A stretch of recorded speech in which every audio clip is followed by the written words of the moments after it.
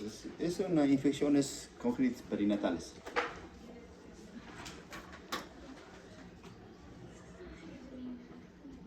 Entonces, ¿en quiénes vamos a estudiar TORCH? Entonces, para empezar, vas a hacer una introducción. Al recién nacido se le clasifica según su peso al nacer, edad gestacional. Lo correcto es la clasificación según la relación peso al nacer y edad gestacional. Para eso usamos las curvas de crecimiento intrauterino, ¿no?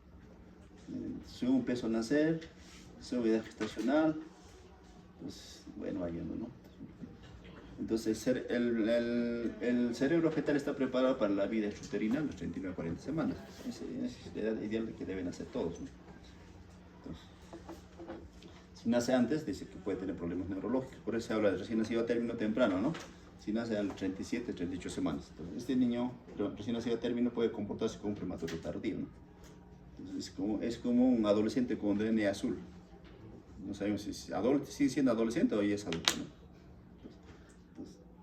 Entonces, según la relación peso-nacimiento y gestación.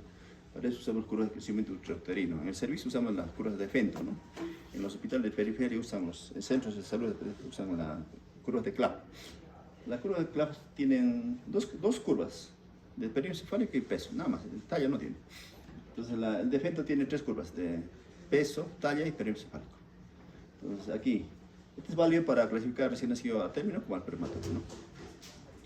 Por ejemplo, el feto intraútero a las 20 semanas pesa 500 gramos. A las 28 semanas pesa 1000 gramos. A las 32 semanas 1500, a las 34 2000 gramos. A las 30 semanas 1250, ¿cierto? Digamos uno que pese 300 a las 39 semanas. Sería un recién nacido a término con peso adecuado para la edad gestacional. Porque está dentro del percentil 10 a 90.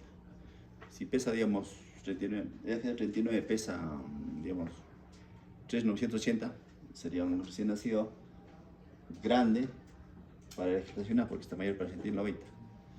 Digamos, pesa 2,380, 39 semanas, sería es un pequeño, ¿no? Porque está por debajo del percentil 10. Sería un pequeño para la gestacional. Para discriminar tenemos que usar las curvas, ¿no? Al pequeño, para la edad gestacional, se le clasifica RCO simétrico y asimétrico. ¿Por qué?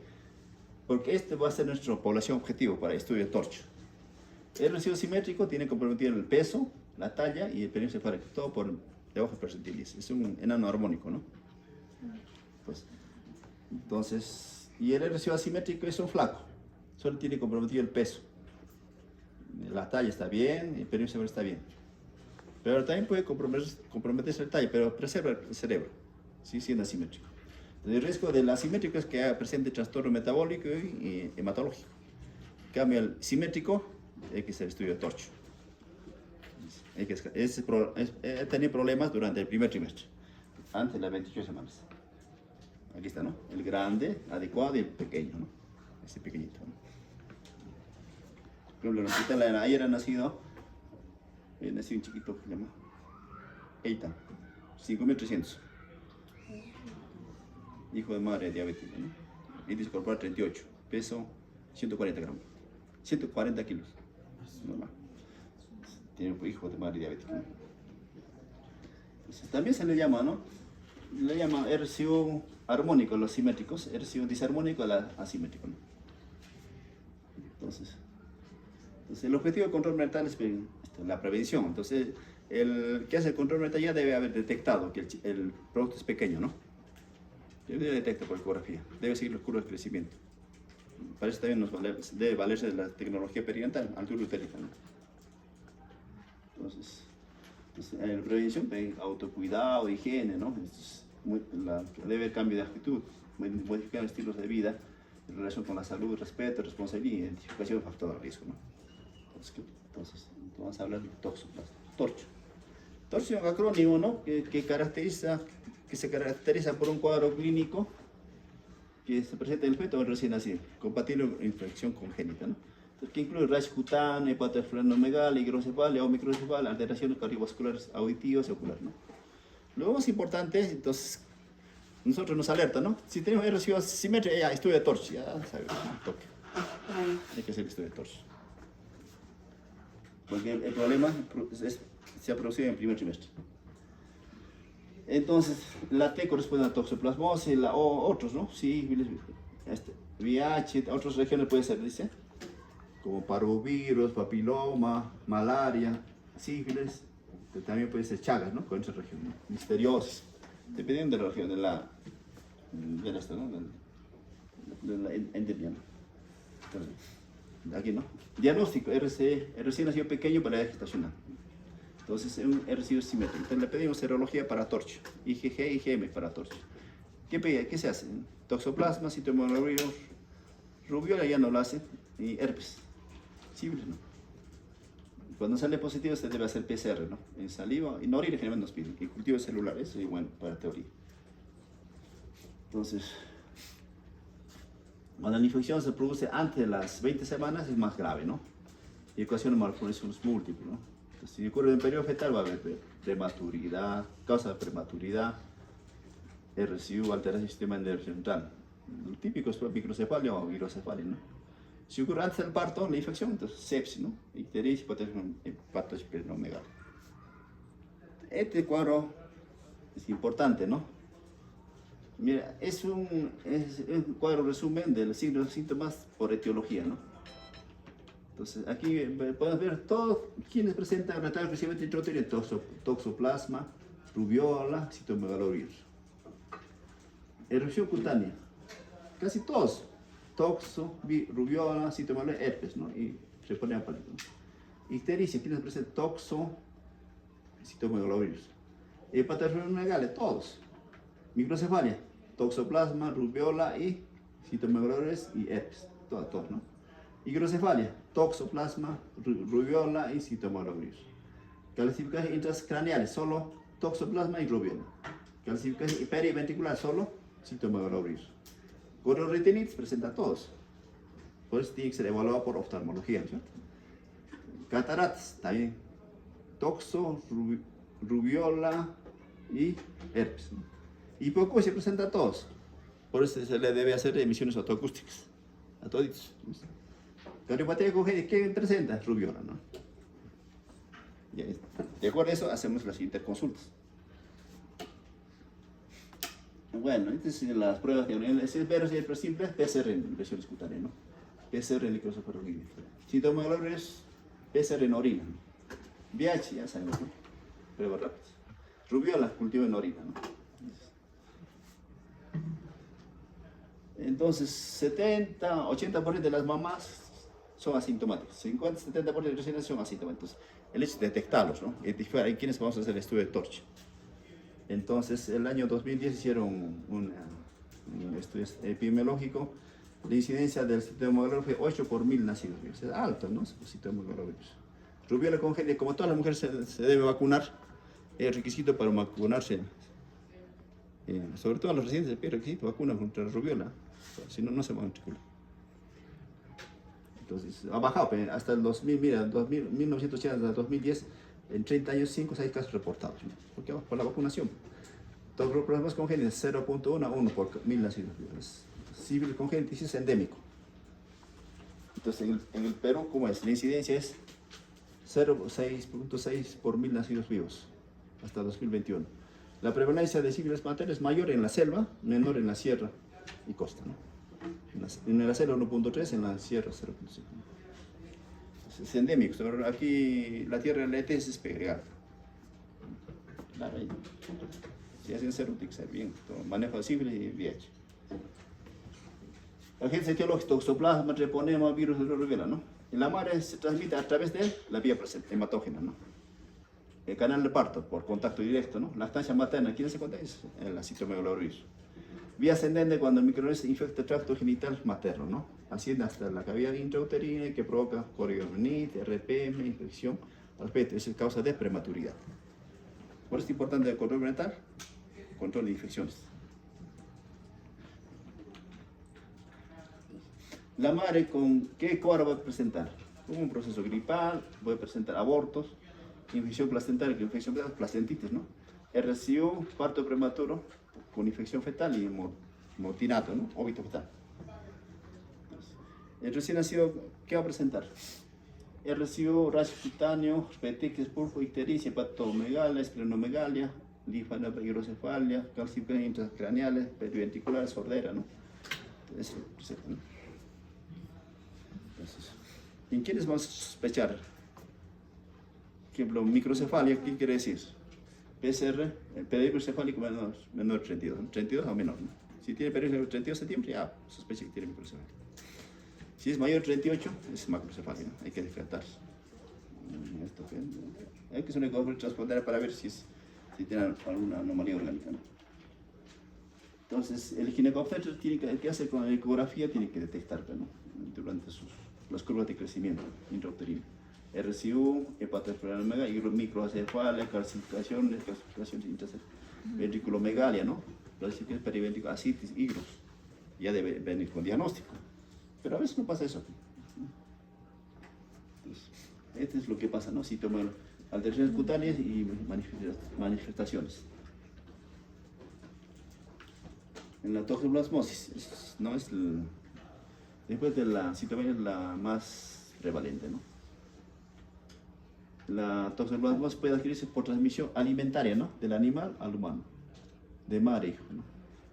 Es cuando la gestante se contamina, ¿no? Como era con menor frecuencia por trasplante, ¿no? De órgano general, ¿no? O transfusión de sangre, ¿no? Por eso el banco de sangre tiene que facilitarnos sangre segura, ¿no?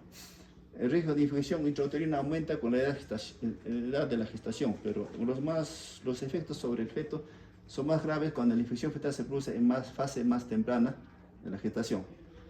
Entonces, si se produce el primer trimestre, si se infecta el feto, va a ser grave. Tenemos la hidrocefalia, la tetra de Sabin, ¿no?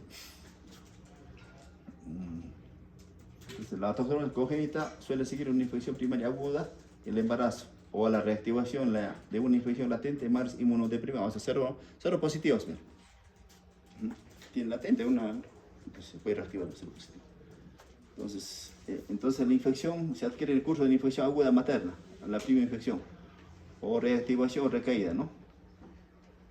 Recaídas, ¿no? Una madre inmunodeprimida. Entonces, ¿cuál es el infectante? El taquizoíta, ¿no? Es el parásito intracelular obligado, taquizoíta, ¿no? Es de multiplicación rápida. Entonces, se adquiere por ingestión de quistes de vegetales y frutas mal lavadas o carne cruda o poco cocida, ¿no? Carne al medio, al tercio, 2/3, son peligrosos, ¿no? Entonces, al limpiar excrementos de gato, único huésped comprometido, o al realizar trabajos de jardinería sin guantes, por eso hay que protegerlo. Entonces, 10% de las mujeres inmunocompetentes que se infectan presentan sintomatología, durante leve o inespecífica. Puede dar algún cuadro de mononucleosis, ¿no? Durante el embarazo entra la fisiopatología, ¿no? Normalmente durante la gestación, para la implantación del embrión, ¿qué pasa? La producción de progesterona y el aumento de los antígenos leucocitario humano inhibe la inducción de células NK, como factor clave para evitar el rechazo del feto o la madre. Ese mecanismo fisiopatológico aprovecha el taquizoide para ingresar, ¿no? La disminución y la inducción de células natural killer conlleva a la disminución de las funciones inmunocelulares que termina aumentando la susceptibilidad a infecciones por organismos intracelulares, el taquizoide. Ese detalle, ese es lo que aprovecha el taquizoide. Y en general, solo la infección primaria durante el embarazo resulta en una toxoplasmosis congénita, por lo que es raro que una mujer tenga un segundo niño con toxoplasmosis congénita. Raro, solo una vez, no y segunda vez. Si ya tiene uno, ya tiene IgG en su cuerpo. Pues, salvo, ¿no?, en que sea inmunocomprometida, ¿no? Entonces, la toxoplasmosis congénita se produce por vía transplacentaria y la condición es que la madre durante sufra una diseminación hematógena del parásito en su forma de taquizoide. Entonces, la infección en la mujer de edad fértil, ¿no? Incluso 6 meses antes de la concepción puede producir paso transplacentario, ¿no?, del parásito, y esta exposición puede dar como resultado un paciente sano o un paciente infectado. Es importante. Por eso el ginecobstetra que realiza fecundación in vitro tiene que descartar esas infecciones en la mamá que se va a embarazar. Torch. infección de la placenta es condición necesaria, ¿no? La infección toma primero la placenta. Los taquiosos se replican en la placenta y alcanzan el feto, ¿no? Por circulación placentaria, ¿no? Ahí va disparando, ¿no? Difusión de parásitos que se van a la retina, al cerebro, tejido muscular, corazón, hígado, vaso, como todo, ¿no? Por eso hepatomegalia, calcificación intracerebral, ¿no? La variable epidemiológica más importante es el tiempo de gestación, cuando la madre adquiere la infección, ¿no? Entonces, durante la placentitis, durante el primer trimestre es 14%, segundo trimestre es 29%, tercer trimestre 95%. La contaminación fetal pasa del 1% del primer trimestre al 90% del tercer trimestre. Entonces, si se presenta durante el primer trimestre, ¿qué va a presentar? Calcificaciones cerebrales, o sea, intracerebrales y hidrocefalia. Entonces, en un neonato que nace hidrocefalia tenemos que descartar TORCH, ¿no? Es la tetrada de Sabin. Generalmente las infecciones también son más severas, ¿no? Pero menos frecuentes, por tanto, 85% de los neonatos vivos son con infecciones que parecen normales al nacimiento, ¿no? Entonces, mamás embarazadas cero positivos, que van a presentar mayor frecuencia de defectos congénitos, abortos espontáneos, muerte fetal, retroceso mental y ceguera y epilepsia, ¿no? Entonces, la transmisión por leche materna no ha sido demostrada por todos. Entonces, el gol estándar es los niveles de IgG, ¿no? Entonces, los anticuerpos maternos tipo IgG son transferidos de la madre al feto, ¿no? Ya que atraviesan la barrera hematoencefálica, ¿no? Los recién nacidos no infectados, generalmente estos anticuerpos disminuyen progresivamente hasta desaparecer a los 6 y 12 meses de vida, ¿no? Y recién nacido con tuberculosis congénita, entonces el IgG va aumentando, aumenta progresivamente, entonces quiere decir que tiene infección. Recién nacido con tuberculosis congénita pues suele producir IgM y IgG específico, ya es diagnóstico de toxoplasma. Factor de riesgo asociado: madre sin control prenatal, es un riesgo, ¿no? Madre con tuberculosis aguda durante la gestación, la prima infección. Madre con estado de inmunodeficiencia durante la gestación, o sea, VIH cero positivos. Madre sin exposición previa a toxoplasma, ¿no? Que se contamina, ¿no? Durante la gestación. Entonces, se transmite al embrión o al feto, ¿no? Durante la prima infección. Entonces, cuando más precoz sea la infección en el embarazo, menor será el riesgo de transmisión fetal. Claro, pero si se produce la infección es grave, ¿no? Entonces, aquí está, ¿no? Transmisión vertical durante las primeras 14 semanas, 10%, pero si la afectación es fetal 60%, puede ser grave, ¿no? De 14 a 28 semanas. Transmisión vertical 15 a 55%, afectación fetal menos, ¿no? 25%. Mayor de 28 semanas, transmisión vertical 55 a 80%. Ya está formado el embrión, ¿no? El feto. Transmisión afectación 15%. Entonces aquí, ¿no? En general, las infecciones tempranas son más severas, pero menos frecuentes. Ahí tenemos la tetrada de Sabin, ¿no? Que se presenta antes de las 20 semanas. ¿Qué va a presentar? Hidrocefalia, calcificaciones intracraneales, convulsiones, corioretinitis. Ahí tenemos, ¿no? Hidrocefalia, calcificaciones intracraneales, convulsiones y corioretinitis. Entonces, diagnóstico: PCR en orina y sangre negativa. Serología: Ig positivo, IgM negativo. Si el IgM y IgG son positivos, indicación de infección fetal. La desaparición de IgG positiva al año se descarta la infección. Entonces, se tiene que monitorear durante todo el año, ¿no? Los niveles serológicos del IgG. El gol estándar se establece el diagnóstico de tuberculosis congénita es la persistencia IgG hasta los 12 meses. Por el contrario, la regla descarta el diagnóstico con la disminución del título de IgG hasta su desaparición en menos de 12 meses. Esto nosotros ya no lo vemos, lo ve el infectólogo pediatra. Los controles, pero hay que saber. Entonces, diagnóstico diferencial todos los del TORCH, pues, citomegalovirus, hepatitis, sepsis, infección por herpes, virus, rubiola, ¿no? Profilaxis: las medidas de higiene y evitación de ingesta de alimentos ¿no? contaminados. Recién nacido, controles serológicos, neurológicos, auditivos y oftalmológicos seriados el primer año de vida, ¿no? Entonces, eso es lo que pasa.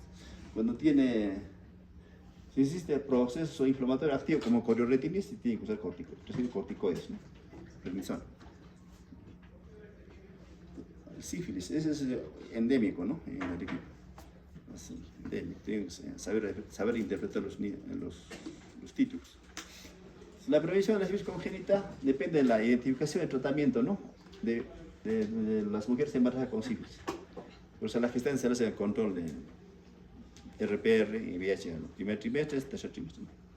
Tendencia de la sífilis congénita siguen las tasas de sífilis primaria y secundaria. Las mujeres y lactantes con sífilis, en todas, por eso es PSU, ¿no? VIH y sífilis. Tienen que descartar todas las infecciones de transmisión sexual, ¿no? Los lactantes afectados pueden ser asintomáticos, pero presentan síntomas más adelante. ¿Por qué? Porque el las gestaciones se le controlan, ¿no? Entonces ya no es serológico, ya no es florido como antes. Entonces, el medicamento de elección sigue siendo penicilina G sódica, ¿no? Para la sífilis congénita. La gestante es la penicilina benzatínica, ¿no? 2.400.000 cada semana por 3 dosis. Entonces, la sífilis, la treponematosis neonatal adquirida intraútero, ¿no? De madre infectada por sífilis no tratada o inadecuadamente tratada. O sea, que no tenía control beta, inadecuadamente tratada. Entonces, 28 días antes del parto debe ser la última dosis. Si ha recibido 2 semanas, ya, no, inadecuadamente tratada.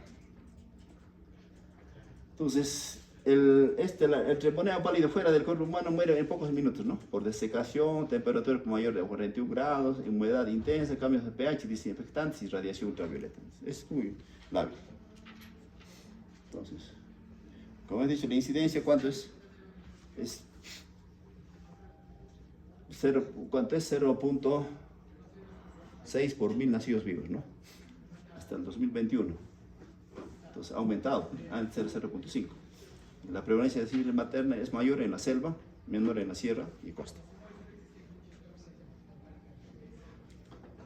La principal vía de transmisión es transplacentaria, si bien se describen casos que hay por contacto directo, ¿no? Por secreciones o lesiones activas, por treponema pálido presente en el momento del paso del recién nacido por el canal del parto, ¿no? Por eso siempre uno usa guantes para atender. Uno no sabe. Es una fecha en la época de la migración venezolana, antes del COVID, había pasado. De pronto un niño con PFO o rinorrea, gestante venezolana sin control prenatal, le hacen RPR positivo, reactivo, diluciones, 1/64. Asustado el residente, el interno, todos, a recibir su inyección de penicilina benzatínica, 3 dosis. Siempre que se aguanta, no sabe con quién se está enfrentando. Entonces, esta infección puede producirse en el feto de cualquier madre infectada y no tratada, ¿no? Se presenta generalmente durante el primer año de haber adquirido la enfermedad, ¿no? La mamá, ¿no? Entonces, la infección también puede ser durante el parto, ¿no? Por contacto directo. El riesgo de transmisión, bueno, ¿no?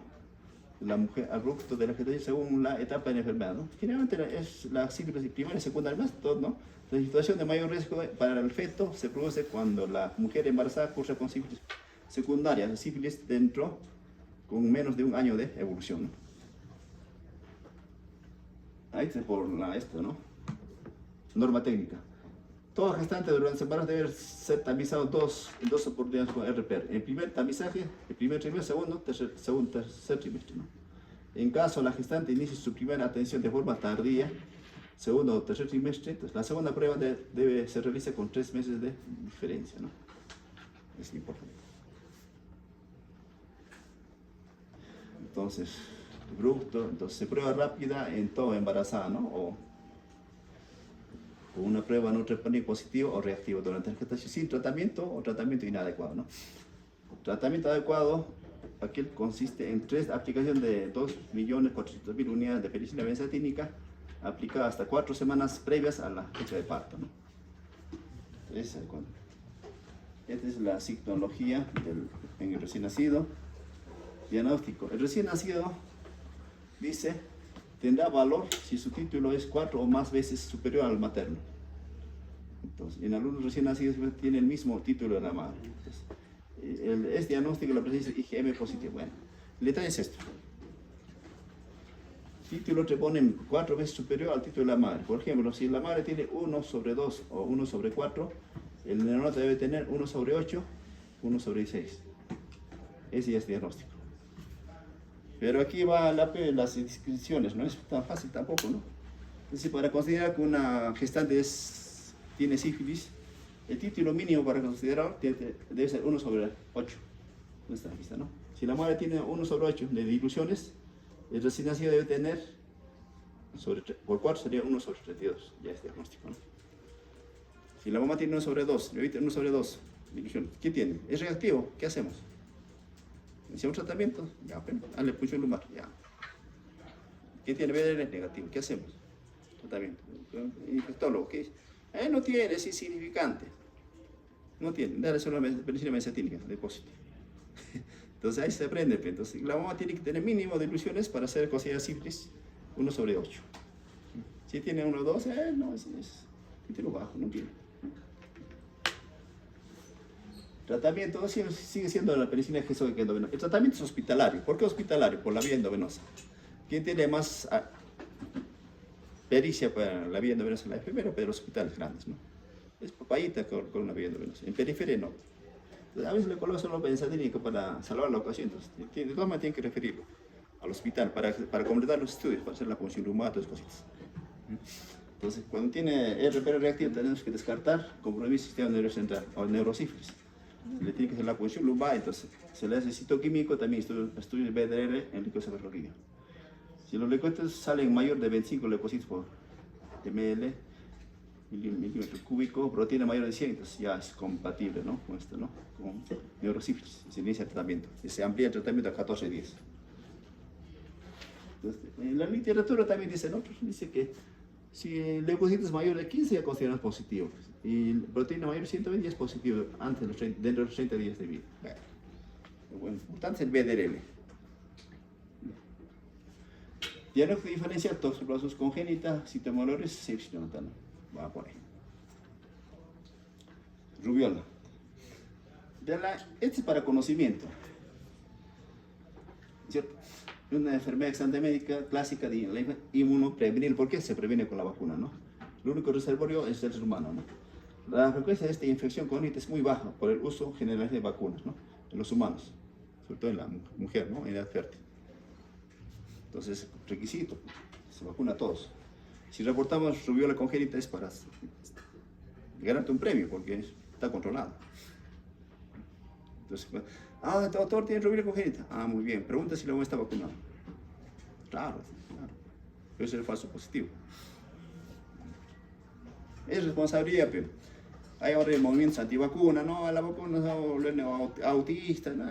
Entonces, ¿qué pasa a mis paisanos? Hay 120 casos de sarampión, no habrá 140. Está aumentando. Entonces, antes era mortal. Entonces, ¿qué es la complicación más frecuente de la sarampión? Bronconeumonía, se moría la uno. Se moría. Deja huérfanos. Ahora con las UCI se salva, pero no debemos llegar a eso. La rubiola congénita, ¿no? En las primeras 12 semanas de embarazo la infección no supera el 80%, ¿no? Disminuye al llegar 30% en las 30 semanas. Asciende nuevamente hasta 100% al último mes. Entonces, el fetos infectado antes de las 12 semanas está la tetrada de Clegg, ¿no? Clegg. ¿Qué va a presentar? Ductus, ¿no? Cardiopatía congénita. Ductus arterioso abierto, ¿no? Estenosis de la arteria pulmonar. Microcefalia, sordera y catarata, ¿no? El único TURS que presenta acá es ductus. La rubiola. Pregunta de examen para la siguiente. Infección materna de 12 aparece entre las 12 y las 16 semanas. ¿Qué va a presentar? 15% sordera, ¿no? Defectos oculares, corioretinitis, glaucoma, también microcefalia, ¿no? Si la infección se produce entre las 16 y 20 semanas, puede tener riesgo de sordera, ¿no?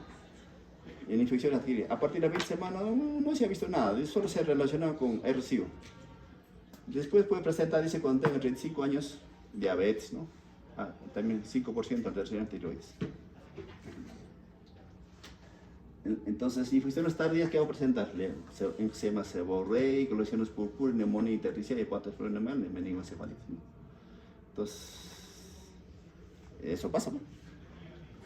Entonces, si recién nacido en la presencia de IgG más allá de los 6-12 meses, o la posibilidad hubiera IgM es un indicador de infección. Y el aislamiento del virus en sangre, orina, faríngea, se confirma, ¿no?, con PCR, ¿no? La profilaxis consiste en la inmunización de las mujeres antes de llegar a la edad fértil, pero no durante la gestación ni 3 meses previos, porque al efectuarse con virus atenuados, existe un riesgo teórico de infección congénita, puede reactivarse. Tampoco se usa profilaxis con inmunoglobulinas. Tras la exposición a rubiola, no previene la viremia. No existe tratamiento. Citomegalovirus, esta es la prevalente, ¿no? Es la primera causa de infección viral. La primera causa de hipoacusia neurosensorial no genética. La primera causa de la infancia de retardo mental adquirido en la infancia, ¿no? Qué cosa seria. ¿Cuándo se debe iniciar el tratamiento? Dice que tenemos 30 días. El especialista dice, no, es beneficioso si se inicia dentro de los 20 días. Rápido tiene que ser. Claro, puedes empezar después, pero no, ya no es beneficioso. Igualito que el uso de antirretroviral es como de madre del código blanco, ya no se le dice, ¿no? ¿Qué es SPD? Claro, entonces, fíjate, entre las 6 horas. El interno, el residente va a la farmacia como se tiene que conseguir. Pero máximo tenemos plazo de 72 horas. Máximo. Viene después de las 72 ya no sirve. Ya no vale. Ya no vale. Por más generoso que sea, ya no sirve. Y eso es oportuno. Entonces, este síntoma infecta casi todos los tipos de células. Entonces, el principal agente de la infección congénita, ¿no? La primera causa de hipoacusia neurosensorial y retardo mental en la infancia, ¿no?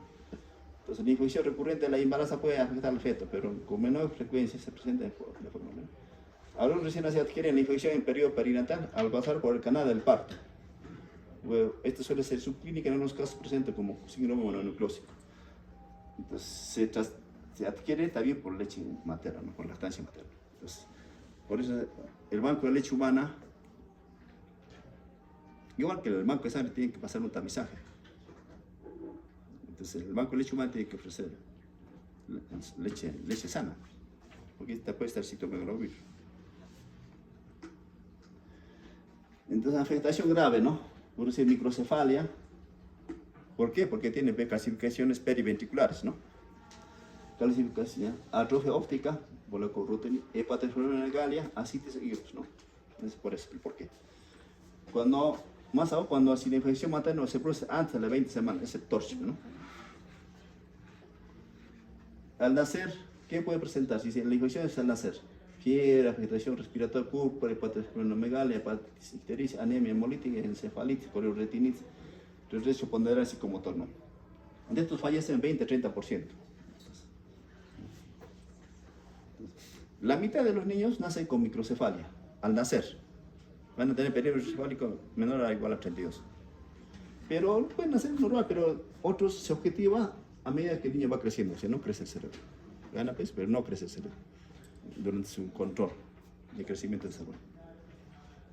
Entonces, 10 a 20% de los nacidos sintomáticos tendrán desarrollo normal, ¿no? El resto de presentar secuelas neurosensoriales y el resto psicomotor. Claro, si tiene problemas de calcificaciones periventriculares, ¿no? Entonces, en la gestante no se hace TORCH, no se hace, es caro. ¿Cuántas pruebas? Solo se hace RPR y VIH. Entonces, para eso, cuando el ginecóptero, cuando sospecha que hay retardo de crecimiento intrauterino, debe pedir TORCH. ¿Qué nos va a ayudar? La IgM, si es positiva, entonces, muestras pareadas de IgM y IgG. Si el IgM es positivo y IgG negativo, entonces le controla en 3-4 semanas. Si un viraje de IgM, cero positividad, va ascendiendo los niveles, los títulos, entonces podemos pensar que es una infección reciente aguda, ¿no? Nos puede ayudar. Entonces, cuando nace recién nace, ¿qué hacemos? Se le pide serología, ¿no? Si es IgG, IgM, ¿no? Sale positivo IgM, niño infectado intraútero, sensibilidad menor al 70%. Entonces, hay que confirmar con PCR en orina. Puede ser en orina o saliva. Entonces, positivo indica infección congénita, es el método de elección. Eso es carísimo. ¿Sabes cuánto cuesta? PCR en orina, tiene que recolectar orina 10 ml. Ahí no se puede recolectar. tiene que sondearlo luego. Entonces, en 10 ml de orina, bastante, pero un neonato. Entonces, cuesta 900 soles. A veces la mamá no tiene recursos. A veces el infector tiene que valorar, ¿no? ¿Qué más tiene? Si tiene chorioretinitis, tiene calcificaciones intracerebrales, ya, pues inicia el tratamiento, ¿no? Riesgo-beneficio. Lo correcto es hacer PCR en orina. Entonces aquí, ¿no? En sangre seca, ¿no? Igual neonatal menos sensible. PCR en orina y saliva. Sensibilidad 97%, especificidad 90%, ¿no? Como afecta, la primera causa de sobreda neurosensorial tiene que hacerse es despistaje de hipoacusia. Entonces, emisiones radioacústicas se confirman también con potenciales evocados auditivos.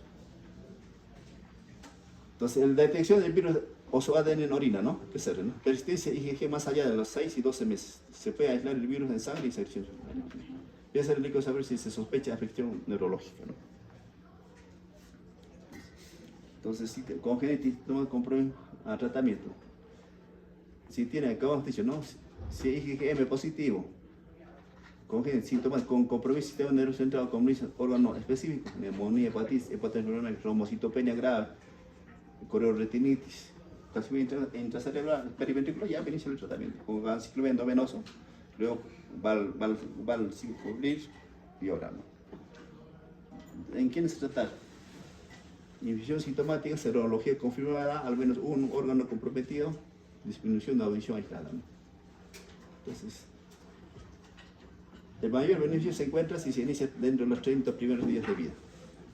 Es el extremo máximo, ¿no? Que llegará a eso, a 20 semanas, 20 días. El ganciclovir, duración 6 semanas a 6 meses. Claro. Durante el tratamiento produce neutropenia, plaquetopenia, anemia, ¿no? Es decir, ¿no? Calcificaciones periventriculares. Tenía microcefalia. IgM positivo, microcefalia 32 centímetros. ¿No? Se inició el tratamiento, ¿no? Herpes simple, eso es poco frecuente, herpes simple.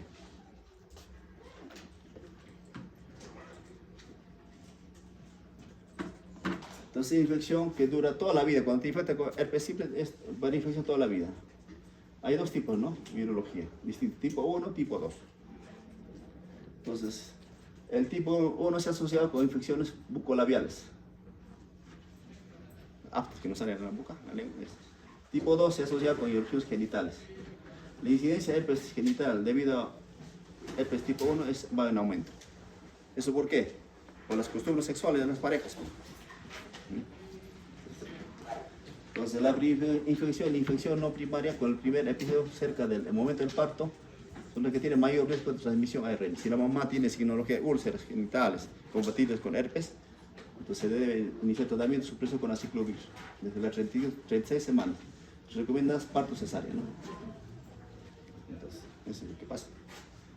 Primaria dice lesiones activas genitales y no existencia previa de anticuerpos. Ya, entonces, frente a herpes tipo 1, máximo riesgo de transmisión 44%, por eso le dice tratamiento supresor, aciclovir. No primaria, primer episodio de herpes genital, primer episodio de lesiones genitales con presencia de anticuerpos. Pues, riesgo de transmisión 25 a 30%, porque la gestante tiene anticuerpos. Recurrente, pues, lesiones genitales con episodios previos y con presencia de anticuerpos. Frente a herpes, riesgo de transmisión 1 a 3%. Entonces, transmisión, ¿no? Por contacto con virus en el canal del parto, mayor riesgo por herpes simple, ¿no? Tipo 1. Postnatal, contacto por lesiones herpéticas activas, ¿no? Intrauterina congénita, vía hematógena, ¿no? Entonces, infección con el momento de la infección es intraútero y debe ser clínico al nacimiento, ¿no? Clínica, aborto, higos fetal, muerte, intraútero. La tríada clásica al nacer es afección cutánea, ocular y cerebral, ¿no? Y va a presentar calcificaciones intracerebrales a la ecografía transpontaneal. Entonces, infección neonatal, enfermedad cutánea, ¿no? Ocular, oval, es el POV.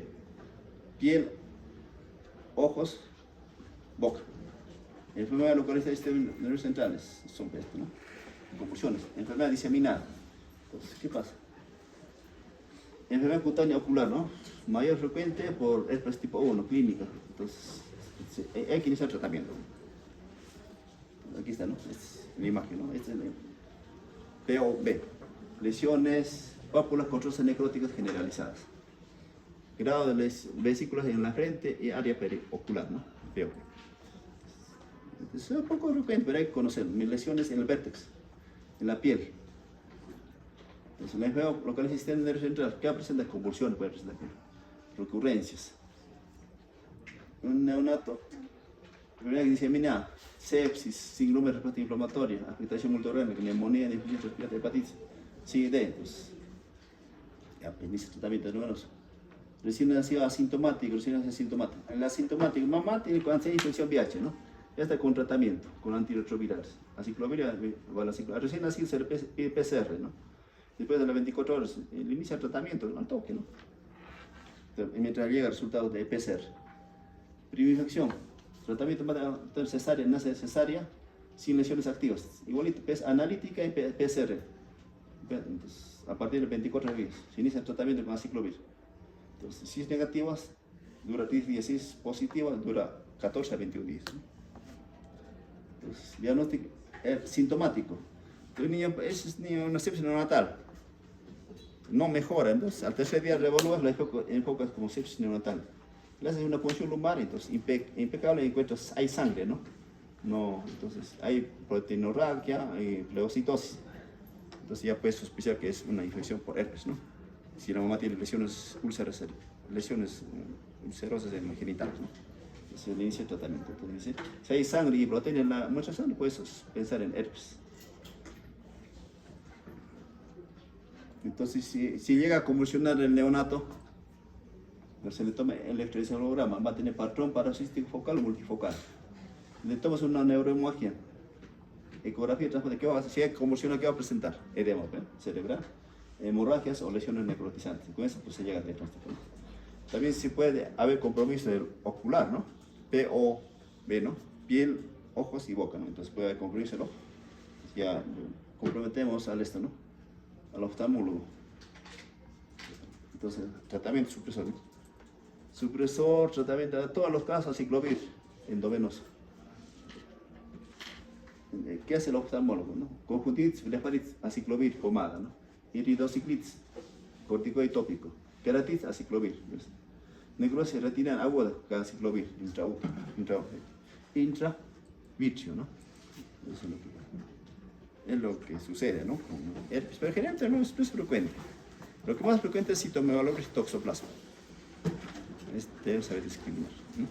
Entonces empezamos la pesquisa diagnóstica con el pequeño para RCU simétrico. Muy bien, muchas gracias por su atención.